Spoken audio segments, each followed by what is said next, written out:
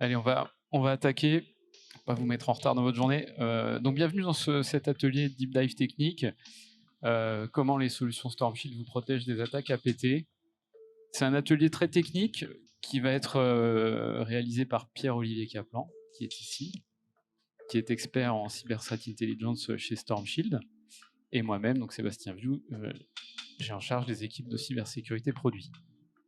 Le programme de notre atelier est le suivant.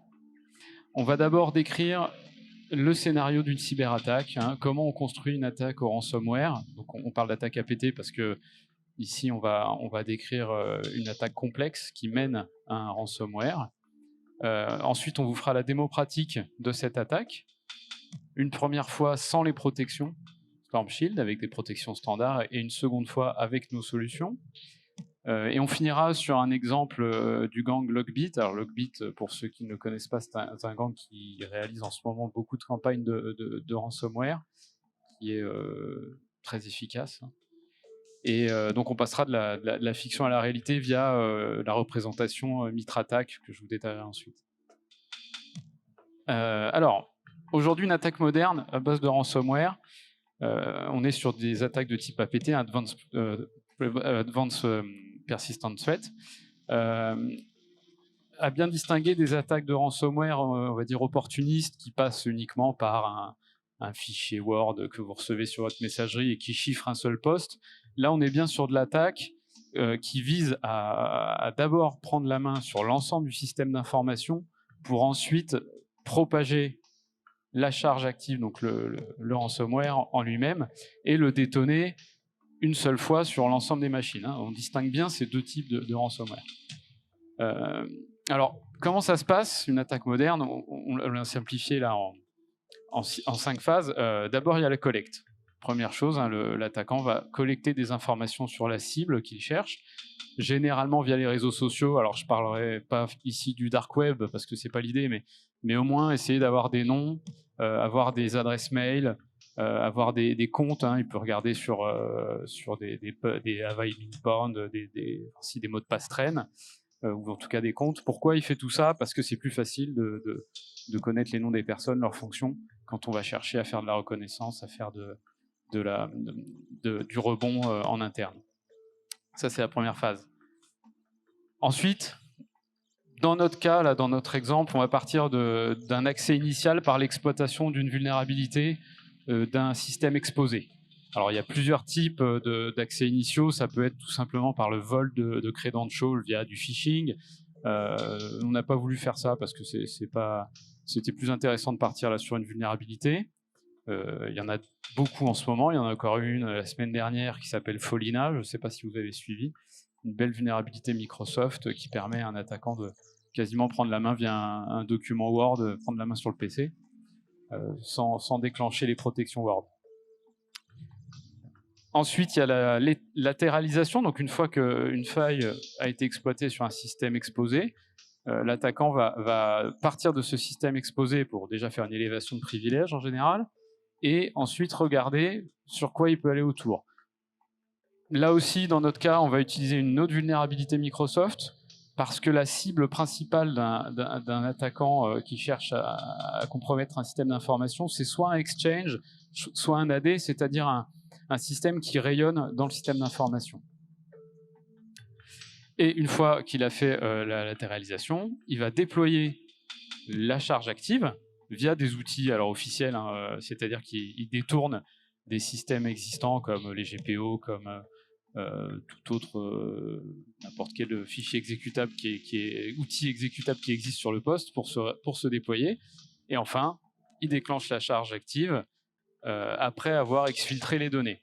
On a bien ici les deux phases, c'est très important. C'est d'abord l'exfiltration, donc chercher à récupérer les données pour pouvoir faire un rançonnage à la divulgation de ces données, et ensuite la détonation, où on a l'opération de crypto en elle-même, pour faire le rançonnage à la disponibilité des données.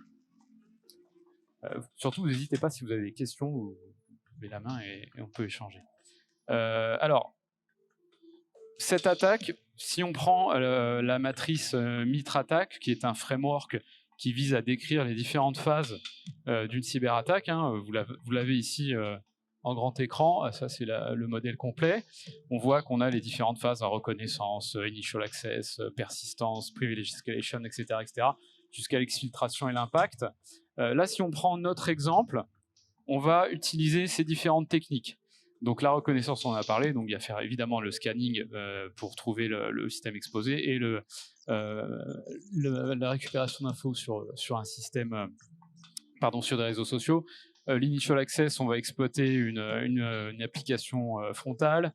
Le mouvement latéral, on exploite une faille sur les remote services, etc., etc. Et on voit qu'à la fin, on a l'exfiltration sur un canal C2, sur un canal de command and control. Et l'impact, on va en avoir deux. Alors, data destruction, data encryption, quelque part, c'est un peu la même chose dans ce cas-là, puisque les données chiffrées, si on n'a pas la clé, elles sont quelque part détruites. Mais sinon, il y a le cas data encrypted for impact. Voilà, on est à peu près sur les deux mêmes techniques. L'architecture type qu'on utilise dans cette démo, elle est toute simple. On a Internet au milieu, on a le poste de l'attaquant, on a les réseaux sociaux, ça c'est super simple. Et évidemment, un serveur frontal qui est en DMZ et qui utilise du Java. On verra pourquoi c'est important. Et ensuite, très simplement, le LAN de l'entreprise avec le Exchange Active Directory, les postes et les bases de données contenant les informations de la société. On est sur du standard. On va passer à la démo. Alors, on va le faire en deux phases. Avec des protections standards. Vas-y, tu peux mettre le slide suivant. Ah oui, pardon. D'abord, pour cette démo, vous allez avoir sur l'écran, va s'afficher deux fenêtres. La fenêtre de gauche qui est la fenêtre du poste de l'attaquant, qui va être Pierre-Olivier, et l'interface de droite qui est une interface représentative des résultats de ces commandes. Donc on va voir quelles sont les commandes passées, à quel moment on a compromis quel niveau du système. Donc on voit en haut le front application, c'est l'application frontale. Le unknown, pour l'instant, on ne sait pas ce que c'est, puisque d'un point de vue de l'attaquant, on n'a pas la visibilité sur le reste du réseau, et l'attaquant sait qu'il a des workstations à aller chercher, mais il ne sait pas exactement où. Voilà, donc vous aurez les résultats des commandes sur la fenêtre de droite. Pour cette phase 1, on a du firewall standard entre Internet et le serveur frontal, avec une configuration standard, filtrage IP port, et pareil entre la DMZ et les postes et les serveurs. On a également sur les serveurs et sur les postes de l'antivirus standard, vous prenez n'importe quel antivirus, et un chiffrement de surface sur les postes. Donc on est sur une société qui n'est pas forcément à l'état de l'art au sens où on l'entend aujourd'hui, mais qui n'est pas dépourvue de sécurité. Et je vais passer la main à Pierre-Olivier pour la démo. Merci Sébastien et bonjour à tous. Je vous propose donc à présent de passer à cette attaque. Nous allons voir comment un attaquant va étape par étape s'introduire dans le système d'information de sa victime, ici la société qui s'intitule Obvious Data. Il va en prendre le contrôle et mener à bien tous ses objectifs. Alors, Obvious Data qui est une société fictive, totalement. On le précise. Voilà, ça n'existe pas. Donc, ici, sur la cartographie évolutive, vous retrouvez en haut à droite notre attaquant mystère, dont la localisation et l'adresse IP sont bien évidemment inconnus. Il est quelque part très loin dans le monde. Et sur les résultats de l'attaque dans cette phase initiale, il a réussi à voler une adresse email d'Obvious Data par social engineering. Voilà, il a réussi à la récupérer via les réseaux sociaux. Bien. Alors, nous sommes ici dans la première phase de son attaque, la phase dite de reconnaissance. Et durant cette première phase, eh bien, il va analyser ce fameux front application qui est ici. Et ici, nous avons les yeux de l'attaquant qui sont rivés sur ce portail d'applicatif pour l'analyser. Alors, qu'est-ce qu'il va voir ici? Quelque chose qui va lui sauter aux yeux immédiatement, c'est tout en haut, on peut voir ici que l'URL se termine par index.jsp. Et ça, c'est très intéressant pour lui, puisque JSP signifie Java Server Page. Donc pour lui, ça signifie que ce service ici est basé sur Java. Et étant lui-même expert en sécurité et en hacking, il se souvient que récemment a eu lieu une faille critique qui impactait les services Java. Il y a quelques mois, vous en avez probablement entendu parler, elle s'intitulait Log4Shell. Cette vulnérabilité, elle permettait en fait, en faisant loguer à un service Java un lien JNDI, ce service Java va parser ce log et aller exécuter ce code JNDI qui est au bout, ce code mis à disposition par l'attaquant. Donc l'attaquant sera en mesure d'exécuter du code sur le serveur de la victime. Ça, évidemment, c'est du pain béni pour notre attaquant. C'est exactement ce qu'il va faire. Il va mettre en place son service JNDI et tenter d'attaquer ce portail. Alors, c'est exactement ce qu'il va faire ici. On va le voir. Il va rentrer ici dans la phase de l'intrusion. Il va mettre en place son exploitation de Log4Shell. Donc là, il remplit son adresse IP mystère, son port 8000 pour écouter, et le port 9001 ici, qui servira en fait de faire attacher le shell de la victime à un netcat de l'attaquant. Donc il aura vraiment le contrôle total sur la machine. Voilà, une fois qu'il a lancé ce script nous donne ici la commande JNDI à faire loguer à la victime. Et alors là, vous allez dire, comment on peut faire loguer ça à la victime? Eh bien, ça tombe très bien, puisque le front-end là en question, c'était un portail d'authentification. Alors là, on voit ici, il met en place aussi son netcat sur le port 9001 qui recevra le shell de la victime. Voilà, il est prêt à écouter. Donc nous sommes ici sur un portail d'authentification. Et on sait très bien d'expérience que les logs d'authentification sont de la forme tel utilisateur a tenté de s'authentifier à tel moment et a échoué ou réussi. Bon. Et quand on dit tel utilisateur, évidemment, c'est le contenu du champ username. Donc un endroit parfait pour notre attaquant pour injecter sa commande JNDI. Donc là, c'est ce qu'il va faire. Il va injecter dans le champ username sa commande JNDI. Le passeport, on met n'importe quoi, puisque de toute façon, on n'est pas là pour s'authentifier, vous avez bien compris. Et on lance notre attaque. Et alors là, côté console, qu'est-ce qu'on voit? On voit qu'on a reçu des requêtes. On a reçu des requêtes de la part de la victime qui est tombée dans le piège, qui allait exécuter notre code. Donc ça, c'est parfait. Et sur l'autre tab, on va retourner sur une netcat. On va voir qu'une connexion a été reçue de la part du shell de la victime. On le teste en essayant une requête shell. On voit qu'on est actuellement dans le dossier root. Et on lance ici une commande pour avoir un bash un petit peu plus propre. Et voilà, on y est, on a réussi. On est chez la victime. Et la première chose que va faire l'attaquant maintenant, c'est télécharger ses propres outils, qui va lui servir plus tard pour la suite de l'attaque. Donc là, il télécharge un fichier qui s'appelle tools.tar. On va le décompresser pour voir ce qu'il y a dedans. Et on va en analyser le contenu. On voit un petit fichier qui s'appelle Ragnar Locker. Ragnar Locker, c'est un ransomware. Et ça va nous servir donc pour la suite des opérations. Donc à ce stade, notre attaquant a réussi son intrusion. Le serveur front-end est désormais compromis. Et l'attaquant peut désormais passer à la suite. Il a réussi à obtenir sa tête de pont chez la victime. Alors, à présent, qu'est-ce qu'il va faire? Eh bien, il va tenter de s'orienter et de passer à la phase suivante, dite de latéralisation et de reconnaissance interne. Alors, pour cette latéralisation et reconnaissance interne, il va d'abord chercher à s'orienter.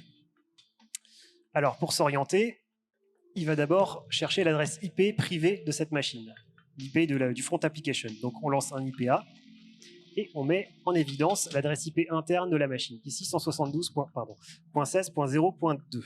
Très bien. Maintenant qu'on connaît cette adresse IP, eh bien, faisons un scan de port sur l'IP suivante, 172.16.0.3. Ici, on va lancer un Nmap pour scanner le port, l'adresse IP suivante, 172.16.0.3. Et on va analyser ensemble les résultats. Là, le scan de port est en cours. On peut voir du coup ce qu'il y a sur cette fameuse machine suivante. Et là, on voit des résultats très intéressants. Nous avons ici tout d'abord un SMTP, ce qui fait penser à de la messagerie.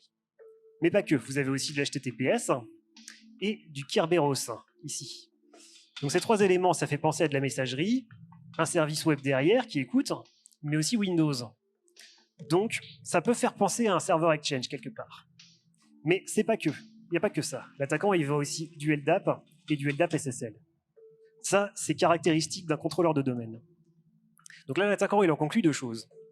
Premièrement, que c'est un serveur hautement stratégique, puisque vous avez ici deux services critiques dessus, mais vous avez également un contrôleur de domaine. Et en plus, en cumulant ainsi deux fonctions vitales sur un même serveur, l'attaquant peut en conclure que Obvious Data n'est pas une entreprise très à cheval sur les bonnes pratiques de sécurité, et donc probablement pas sur son patch management. Donc ça peut valoir le coup de tester une vulnérabilité récente qui impacte un de ces deux services. Ça tombe bien, il y en a une qui s'appelait ProxyLogon, qui a été révélée en 2021, qui permettait d'attaquer un exchange et d'en prendre le contrôle. Eh bien, l'attaquant, tout simplement, c'est ce qu'il va faire. Alors, pour attaquer ProxyLogon ici sur le serveur exchange, ici pour ce scénario, on utilise l'exploitation qui est contenue dans l'outil Metasploit. Il était préinstallé pour ce scénario, mais gardez à l'idée que l'attaquant ici l'aurait téléchargé avec ses propres outils. Mais ici, bah voilà, comme la console Metasploit est plus claire, on utilise ça. Donc là, on lance la console Metasploit, et on aura plusieurs options à sélectionner. Elle est en cours de lancement. Alors, nous voici dedans. Donc là, nous allons sélectionner l'exploitation qui correspond justement à Proxylogon parmi toute la base d'exploitation disponible sur Metasploit. Donc on recherche celle de Proxylogon, on la trouve et on la sélectionne. Alors, nous l'avons sélectionnée. Donc là, maintenant, il y a quelques paramètres à mettre en place avant d'attaquer. Donc tout d'abord, l'adresse IP de la victime. Donc ici, 172.16.0.3. Ensuite, l'adresse IP qui lance l'attaque. Donc là, c'est l'adresse IP privée du front application, 172.16.0.2. Et enfin, une adresse mail qui est nécessaire pour lancer l'exploitation de Proxylogon. Et là, ça tombe bien, on avait volé une adresse mail par Social Engineering, celle de rogerletest@obviousdata.lab. Voilà, on la sélectionne ici, et maintenant, nous lançons notre attaque pour prendre le contrôle du serveur Exchange. Merci Roger. Merci Roger, le test. Alors là, l'attaque est en cours, et tout ce qu'on peut voir ici déjà, c'est que le kit d'exploitation nous dit que la cible a été repérée comme vulnérable. Donc, il est actuellement en train d'injecter un payload chez la victime pour pouvoir en prendre le contrôle. Et c'est chose faite. Nous voyons ici que nous avons obtenu une session metteur-prêteur. On va le voir apparaître dans une petite seconde, le temps que ce curseur disparaisse. Ouais.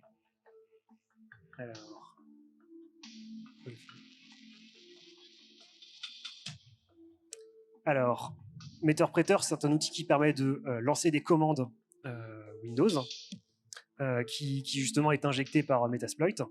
Et donc là, nous avons réussi à obtenir notre main sur la machine de la victime. On va aller dans ces deux points. Et nous allons uploader ici notre ransomware Ragnar Locker sur le Windows. Voilà, c'est désormais chose faite. Donc, l'attaquant a réussi sa latéralisation. Il a compromis à présent le serveur Exchange. Et il est désormais entre ses mains. À présent, il va pouvoir donc passer à l'étape suivante, l'exfiltration. Voler des données sensibles qui sont sur ce serveur. Alors, il va explorer un petit peu ce serveur, se balader dans le système de fichiers. Donc là, il va dans le dossier utilisateur pour voir quels utilisateurs existent sur cette machine. On les affiche. Et là, vous voyez qu'il y a un utilisateur qui s'appelle administrator. Instinctivement, ça donne très envie. On va aller voir ce qu'il y a dans ces documents. On va aller dans le dossier documents. On liste le tout. Et là, on repère un fichier qui s'appelle architecture.doc. Là, comme ça, on ne sait pas ce qu'il y a dedans, mais on se dit que ce serait très intéressant, évidemment, de le récupérer. Et ça tombe bien, metteur-prêteur permet facilement de le récupérer avec une commande qui s'appelle download. Donc on fait juste download architecture.doc, c'est parti. Et là, ça télécharge, en fait, ça vous télécharge le fichier architecture.doc. Donc là, l'attaquant a récupéré le fichier, il a fait l'exfiltration, et il peut donc passer à la phase suivante, celle du déploiement du ransomware. Alors, tout à l'heure, je vous disais qu'on était sur un contrôleur de domaine. Ce point ici est très intéressant puisque là, on est administrateur sur un contrôleur de domaine. Et quand on est administrateur sur un contrôleur de domaine, on peut déployer des policies sur tout le parc de workstation ici pour faire déployer le ransomware sur l'intégralité du parc. Alors, pour ce scénario, on ne le fera pas, mais évidemment, là, l'attaquant a évidemment toutes les clés pour le faire. En revanche, ce qu'on va faire, c'est que ce Ragnar Locker, eh bien, on va l'exécuter sur la machine du serveur Exchange. C'est parti. On retourne ici dans le dossier C2 points. On passe sur le shell de Windows classique que vous connaissez. Et là, nous allons lancer ragnarlocker.exe pour exécuter le ransomware sur la machine de la victime. On précise que c'est le vrai ici. C'est le vrai, oui, tout à fait. Donc là, on le lance. Et le lendemain, tous les employés d'ObviousData vont avoir la chance de recevoir ce petit message sur leur... Pardon, excusez-moi, je vous le remets un peu. Hop. Ce petit message ici sur leur workstation, leur disant que tous leurs fichiers ont été chiffrés et qu'ils doivent payer très cher une rançon. Alors à ce stade, l'attaquant a réussi absolument tout ce qu'il souhaitait faire. Il a réussi à chiffrer les fichiers, il a volé des données. C'est donc une catastrophe pour ObviousData. Et le lendemain, tous les médias en parleront. ObviousData victime d'une cyberattaque. Et avec des conséquences évidemment tragiques pour l'entreprise en termes de business, en termes de communication, en termes juridiques. Et ils auront du mal à s'en remettre. Alors à présent, évidemment, Que faire? Comment s'en prémunir et comment les solutions Storm Shield vous permettent de vous protéger. Et pour ça, je vais remettre la main à Sébastien qui va vous présenter la suite. Alors pour la suite, on va refaire une démo, mais déjà, point important à souligner, c'est que vous avez bien vu que toutes ces attaques, elles passent sur des flux autorisés, et elles passent avec des antivirus. Bon, alors on pourrait se dire Ragnarok Locker qui l'aurait découvert, mais pas forcément, il suffit de le recompiler avec quelques paramètres différents, et la signature n'est plus connue. Donc maintenant, ce qu'on va faire, c'est qu'on va faire la même chose. Et d'ailleurs, dans la démo, on avait nos équipements en ligne, mais non activés sur les fonctions de type IPS et évolués. On va faire la même démo, mais cette fois-ci, on va tout activer. On va activer l'IPS, on va activer l'IPREP, on va activer l'antivirus. On va mettre sur les postes notre solution SES Evolution, qui est un EPP EDR comportemental. Et on va rajouter au chiffrement de surface le chiffrement des fichiers, notamment des fichiers critiques. Et là, on va voir ce qui se passe.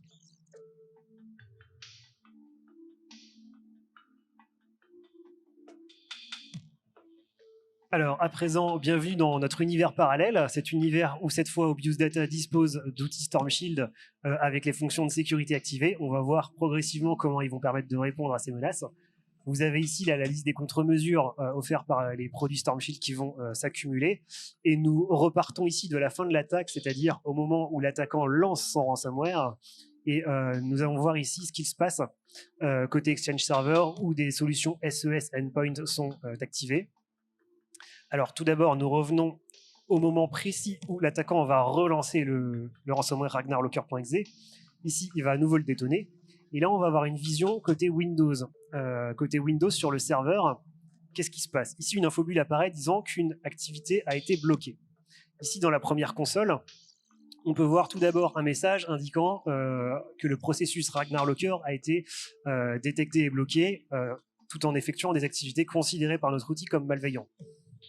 Ça, c'est une première chose. Et ensuite, dans la console d'administration SES qui pilote tous ces agents déployés sur les machines, l'administrateur va ici voir la chose suivante. Le lendemain dans ses logs, ou le jour même, il va voir ici les détails de l'attaque. Tout d'abord, la cascade de processus effectués. Et ensuite, ici, il peut voir le détail de ce qui a été bloqué. En haut, ce qu'on voit, alors on ne le voit pas très bien ici, mais ce qui est sélectionné, c'est que notre SES a détecté que Ragnarlocker tentait de supprimer les shadow copies de Windows. Évidemment, ça, c'est considéré comme une activité hautement malveillante, donc on le bloque. Donc ça, c'était une première contre-mesure qui permet tout simplement d'éviter l'action de Ragnarlocker. Donc déjà, ça sécurise les workstations et ça empêche l'exécution du ransomware. Bien, ça c'est une première chose. L'attaquant est donc ici repoussé dans sa phase d'exfiltration. Alors, en parlant de l'exfiltration, effectivement, pour rappel, l'attaquant avait réussi à voler le fichier qui s'appelait architecture.doc. Sauf que ici, cette fois, sur notre Exchange Server, on utilise également la solution SDS, Storm Shield Data Security, qui permet justement de chiffrer ces fichiers et seuls ceux qui ont les droits de le lire peuvent le voir. Donc effectivement, ici, l'attaquant va réussir à voler architecture.doc, mais quand il va essayer de l'ouvrir, mauvaise surprise pour lui, tout ce qu'il va voir, c'est une chiffre d'octet illisible et incompréhensible pour lui. Donc ça ne lui servira strictement à rien. Donc ça, c'est une seconde contre-mesure qui s'ajoute, celle de SDS qui chiffre les fichiers. Très bien.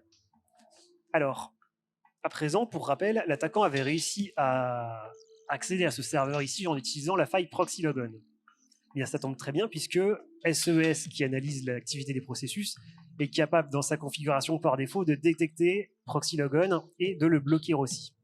Alors, ça avait marché la première fois puisque dans les règles ici, les policies appliquées de la centrale, on avait créé une règle qui s'appelait exception ProxyLogon, qui désactivait les fonctions de sécurité. Évidemment, on ne vous conseille pas de faire ça chez vous, donc là on va le retirer et revenir dans une configuration par défaut. Alors l'attaquant va le faire, il retire la règle d'exception ProxyLogon. L'administrateur. L'administrateur, oui. L'attaquant, sinon. Pas l'attaquant. L'attaquant n'a pas accès à ça. On sauvegarde. Et à présent, nous pouvons donc déployer ces mises à jour sur tous nos agents. Donc ça se passe ici dans l'interface de déploiement. On le déploie, ça prend 2 secondes. Et c'est prêt à être utilisé dès la fin du déploiement. Et donc à présent, l'attaquant va pouvoir relancer sa tentative d'attaque sur ProxyLogon. Alors on peut voir ici qu'il voit la cible comme vulnérable, mais quand il va tenter d'injecter sa session Meterpreter, on va voir ce qui va se passer. Là, il essaye, Et là, vous pouvez voir que cette fois-ci, nous n'avons pas la session metteur-prêteur à la fin.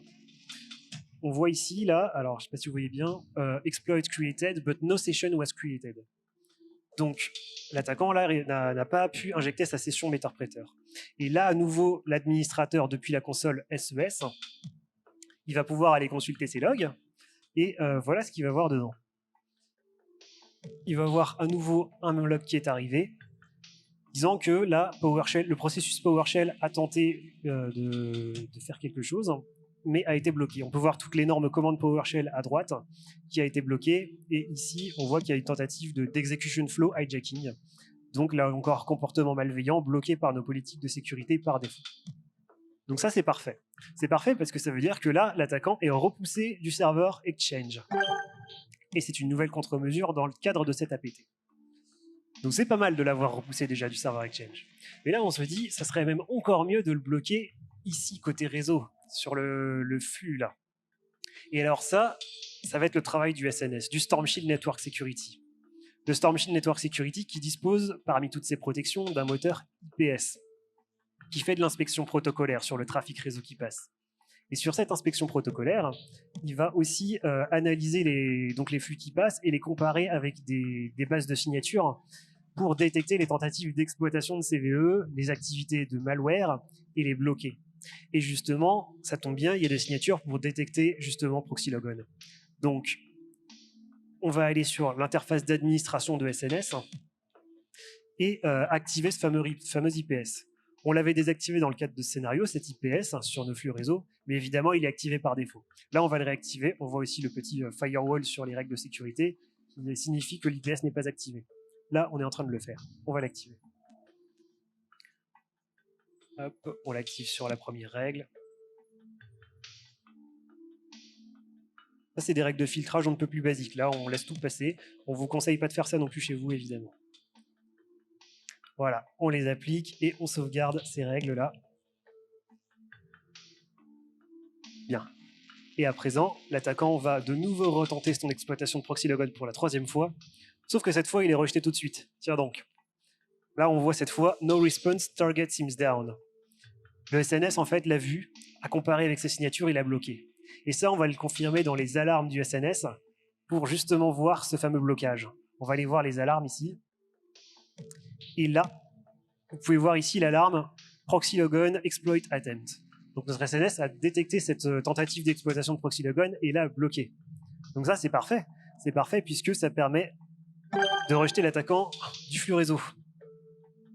Donc ça, c'est une première contre-mesure du SNS. C'est une première contre-mesure, mais il y en a d'autres des protections offertes qui sont intéressantes dans ce genre de cas. Nous disposons d'un outil qui s'appelle BreachFighter, qui permet en fait de faire analyser des fichiers en sandbox. Vous les soumettez à BreachFighter, il vous les analyse et vous livre les résultats. Et alors ce qui est intéressant, c'est qu'on peut le cumuler avec ce SNS, qui va justement, quand il verra passer des fichiers qui sont téléchargés, qui sont en pièces jointes, et les soumettre à BreachFighter, qui va lui fournir le résultat des analyses. Et si c'est malveillant, eh bien il va les bloquer. Donc pourquoi c'est intéressant ici? Puisque l'attaquant, tout à l'heure, pour rappel, il s'était téléchargé ses propres outils. Et donc, en les faisant analyser par BreachFighter, eh bien, ça donnait une opportunité de les bloquer également. Donc, BreachFighter, on l'ajoute dans nos contre-mesures. Et il n'y a pas que ça. Il y a aussi dans le SNS une base d'IP réputation. Une base d'IP réputation qui est mise à jour en permanence par nos serveurs. Et elle permet en fait de catégoriser les IP qui sont malveillantes du moment, ceux qui lancent des grandes campagnes d'attaque, etc. Eh bien, en récupérant ces bases d'IP, le SNS il va les voir passer et les bloquer. Et ça peut servir typiquement si un attaquant est sur une grande campagne actuellement. Il cible beaucoup de personnes à la fois. Et son IP se fait catégoriser comme malveillante. Et là, ça donnait une chance du coup de le catégoriser et donc de le bloquer. Et également, au moment où il fait ses exfiltrations de fichiers, c'est là aussi on peut détecter son IP et la bloquer. Donc ça, on ajoute. Ouais. Et sur cette IP réputation, c'est important de voir qu'on a nos équipes de CTI, nous, qui tiennent à jour ces bases, qui vont, via nos outils de sandbox, trouver des IP malveillantes, trouver des FQDN malveillants, automatiquement populer la base. On a aussi un partenariat avec un acteur français reconnu de CTI qui s'appelle Sequoia, qui est également dans notre base d'IP réputation. On a aujourd'hui à peu près 60 000 IP bloqués automatiquement. D'après les retours clients qu'on a, c'est 99% des attaques, des IP malveillantes qui sont bloquées par le SNS. C'est un chiffre qui est énorme, c'est-à-dire qu'il ne reste plus qu'1%. Alors il en reste, hein. On ne va pas ici vous dire qu'on bloque 100%, ça serait vous mentir, et de toute façon, ça serait faux. Mais c'est déjà énorme et ça permet de réduire drastiquement l'exposition aux menaces. Alors, il reste également une dernière contre-mesure, parce qu'évidemment, c'est un firewall, donc qui dit firewall dit aussi filtrage réseau. Et ici, l'attaquant, pour sa phase de reconnaissance interne, pour rappel, il avait fait un scan de port avec Nmap. Et alors, ce que vous faites sur un firewall, c'est que vous créez des règles de flux. Vous bloquez tout par défaut et vous ne laissez passer que ce dont vous avez besoin. Et donc ça, en bloquant les flux réseau, vous pouvez brouiller finalement sa vue et limiter sa vision avec son scan de port. Donc ça, on l'ajoute aussi dans nos contre-mesures pour perturber sa reconnaissance interne. Et là, si on regarde la cartographie, on voit qu'il reste un dernier serveur qui a été compromis, celui-ci, le front application. Pour rappel, on l'avait compromis avec Log4Shell. Mais ça tombe très bien, puisqu'à présent, on a réactivé l'IPS du firewall. Et on a également une signature pour détecter et bloquer Log4Shell. Et donc, à présent que c'est réactivé, nous allons relancer notre attaque sur Log4Shell et voir ce qui se passe.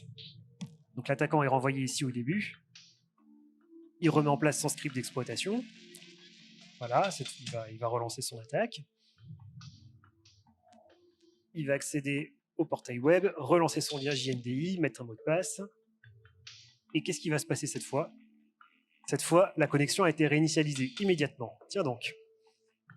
Là, à nouveau, l'administrateur SNS va pouvoir, depuis sa console, constater des nouveaux logs, ici, des tentatives d'exploitation de la faille log4j qui ont été détectées et bloquées. Alors, ce que ça veut dire, c'est que l'attaquant ici est repoussé entièrement, l'intrusion a totalement échoué, et donc le lendemain, dans tous les journaux, on parlera de tout sauf d'une cyberattaque, puisqu'il ne se sera strictement rien passé. Et du coup, ce deep dive nous a permis de nous présenter une série de contre-mesures sur ce genre d'APT.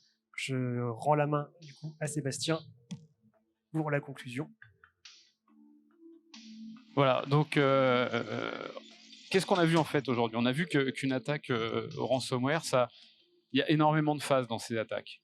Et comme toute sécurité, comme la sécurité physique sur les cambriolages, l'important c'est pas d'avoir une solution qui empêche la personne de rentrer. L'important c'est d'être à plusieurs endroits pour ralentir au maximum, rendre au maximum l'attaque la plus complexe possible.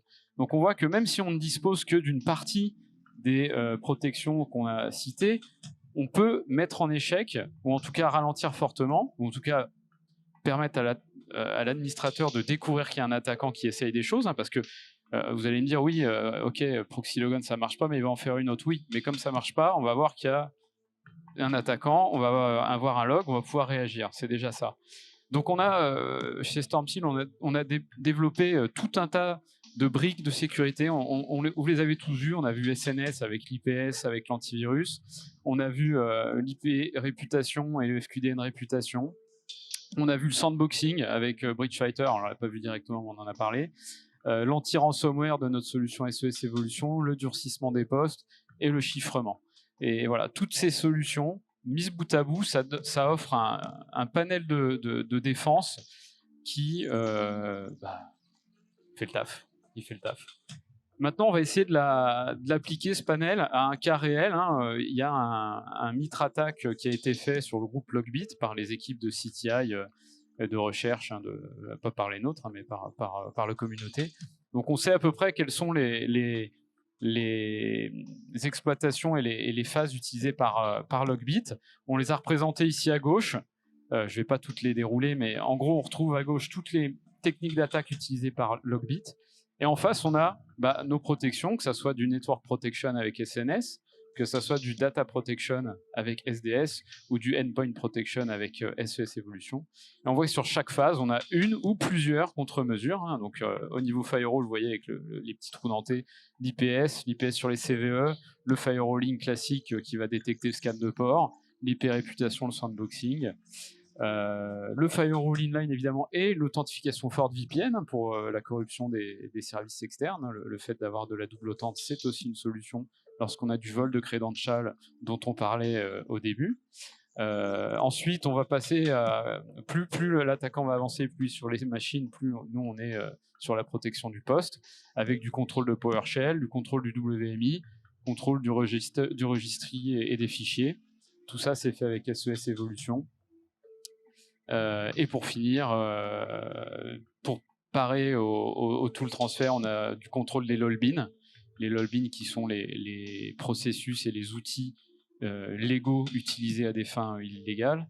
Et évidemment, le chiffrement des données pour éviter l'exfiltration des données, ou l'anti-ransomware et les shadow copy protection pour garantir que le système reste intègre. Voilà, on en a terminé avec ce deep dive et nos 3 solutions qui ont été les acteurs de ce deep dive. Tiens, on a une jolie animation. Maintenant, on peut nager en eau trouble, il n'y a aucun problème. Et on est dans les temps. Donc, si vous avez des questions, je vous amène le micro.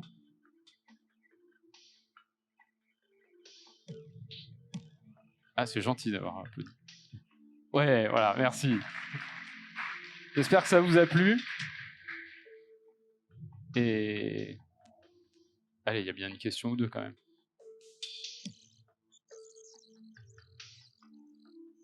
Devant là. Non? C'était évident?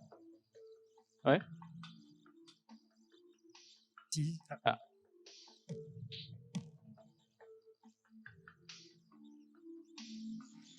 Bonjour. Moi, j'ai une question par rapport à vos règles, en fait. C'est quel format? C'est un format propriétaire que vous avez? Vous avez des...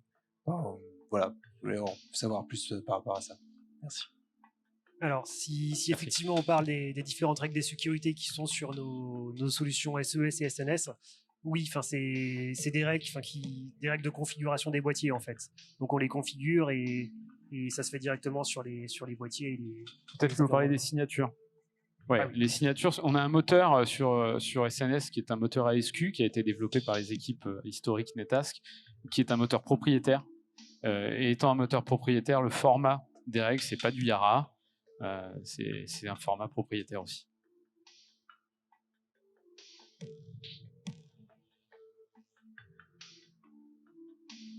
Et du coup, vous avez des ponts, par exemple. Moi, si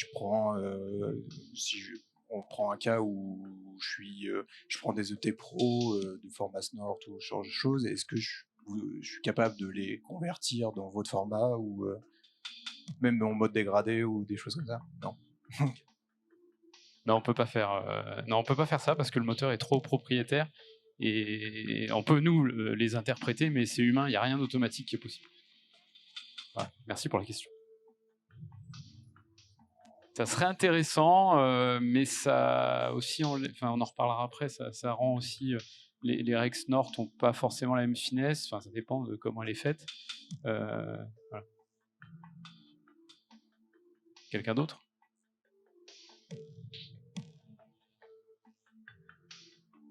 Allez.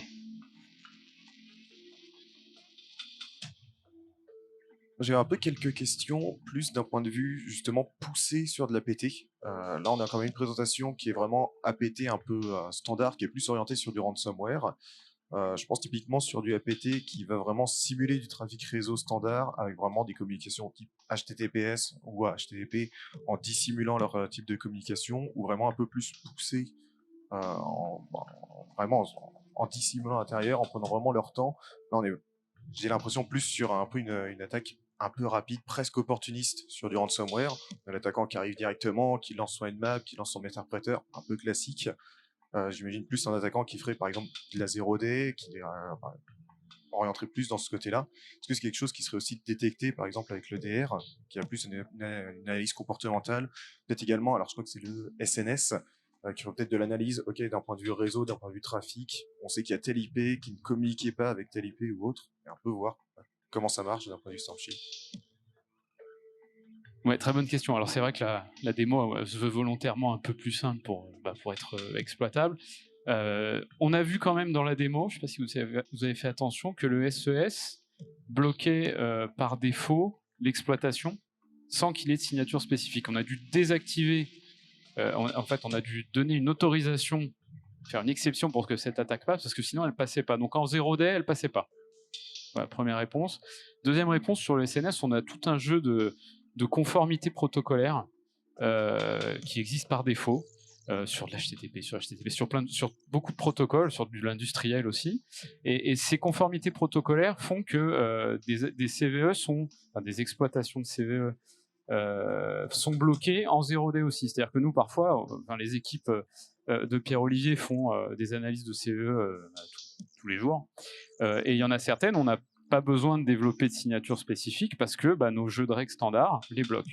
Donc je ne peux pas faire de généralité, parce que de toute façon on sait qu'en sécurité on ne peut pas faire de généralité, on va se parler entre professionnels. Globalement on en a quand même beaucoup qui sont bloqués par défaut, ça fait partie de notre travail de développer ces signatures génériques, on pourrait appeler ça comme ça, mais ces jeux de conformité. Par contre on n'a pas de machine learning sur le flux pour la dernière question, ça c'est pas quelque chose qu'on fait. On fait sur le sandboxing, on est en train de développer un moteur de machine learning mais lié au sandboxing par contre. Voilà, j'espère que ça répond à la question. Eh ben, il est 15h, et une dernière question si vous voulez, n'hésitez pas. Et sinon, merci de votre présence aujourd'hui, et puis bon FIC.